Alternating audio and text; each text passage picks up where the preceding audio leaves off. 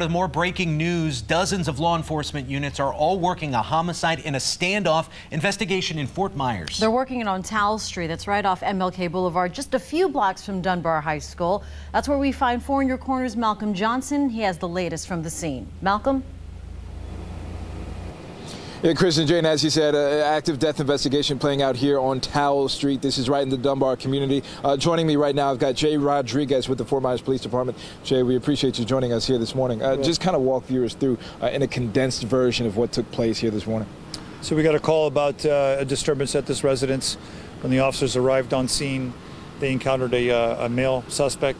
He was armed with a long gun, a rifle, pointed the weapon at the officers. Officers fired at the suspect, did not hit him.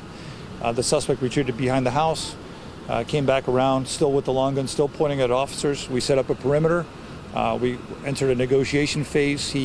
After about 30 minutes, he surrendered, put down his rifle. We were able to take him into custody.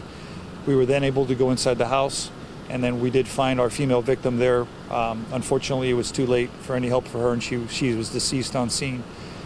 So we now do have this. He is now the suspect in the homicide, and he will be charged for that, for her homicide. And the two individuals did know one another, but too early to call this a domestic abuse incident? It's too early to call it domestic. They are familiar with one another, so this isn't random. So we'll have to wait until the investigation reveals everything as far as the relationship.